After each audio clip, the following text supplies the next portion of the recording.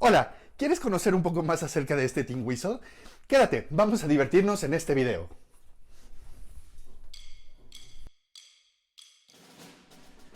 Bienvenidos nuevamente a mi canal y a este segundo video de la serie de flautas del mundo. Para la gente que lo está viendo por primera vez, este es un espacio en donde vamos a hablar de flautas del mundo, constructores, música, tips de estudio, etcétera, etcétera, etcétera. Y bueno, espero les guste. Verdaderamente quisiera agradecer a toda la gente que se ha suscrito al canal, a toda la gente que me ha dado likes y sobre todo a toda la gente que me ha mandado su opinión y que me ha dado sus sugerencias. Eso me ha ayudado muchísimo para saber qué tipo de contenido voy a estar subiendo, qué flautas quieren escuchar, etcétera, etcétera, etcétera. Espero que poco a poco vayamos construyendo una comunidad bonita de gente que le gustan estos instrumentos, que son entusiastas, que quieren aprenderlos. Y bueno, vamos a comenzar ahora sí en materia. Pues el video de hoy está dedicado al Tin Whistle o Penny Whistle, como también se le conoce.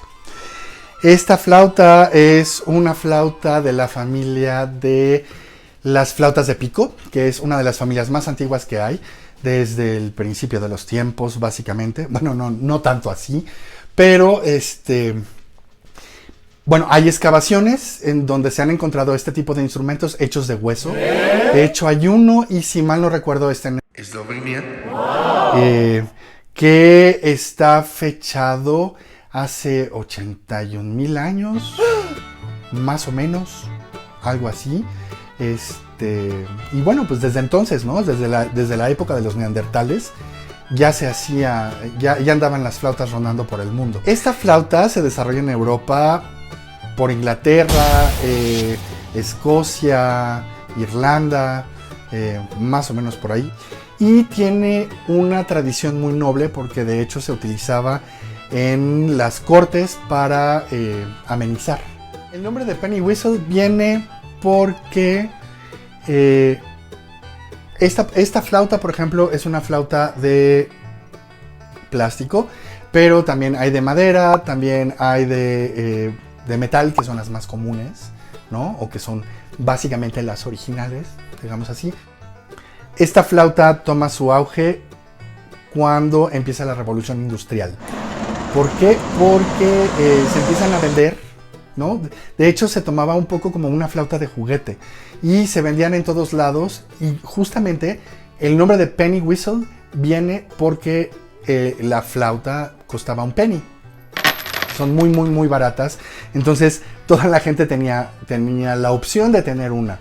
La tradición musical también es muy amplia. Entonces, la gente se sentaba en sus casas a tocar y de verdad es un instrumento muy festivo.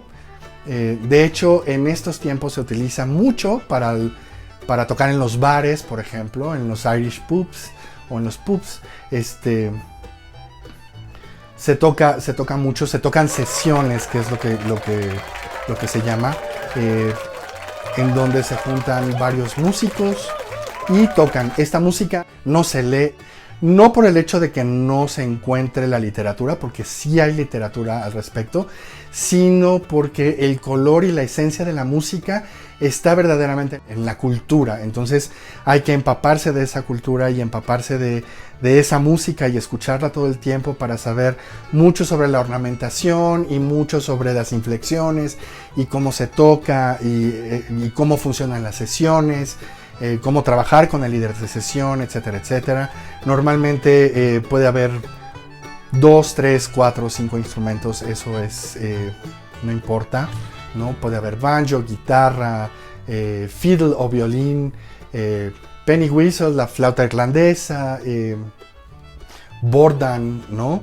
Ahora se utiliza mucho también para hacer fusiones de rock, de rock progresivo, por ejemplo, etcétera, etcétera.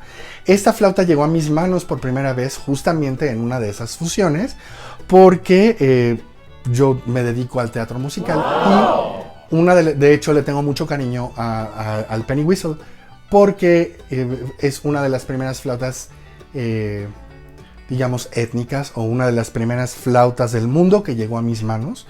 y tuve que aprender. Esto llegó cuando estábamos haciendo Wicked aquí en México.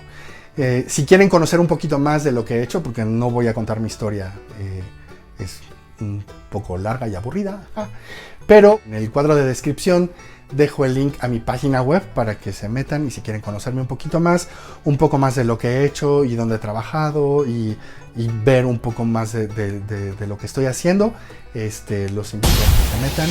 Y también para que conozcan mi estudio online. No conocía yo a nadie que tocara estos instrumentos, entonces me di a la tarea de buscar en dónde. Afortunadamente en la tecnología encontré YouTube y encontré miles de tutoriales en donde enseñaban a cómo tocar. Quiero hacer una advertencia sobre esto.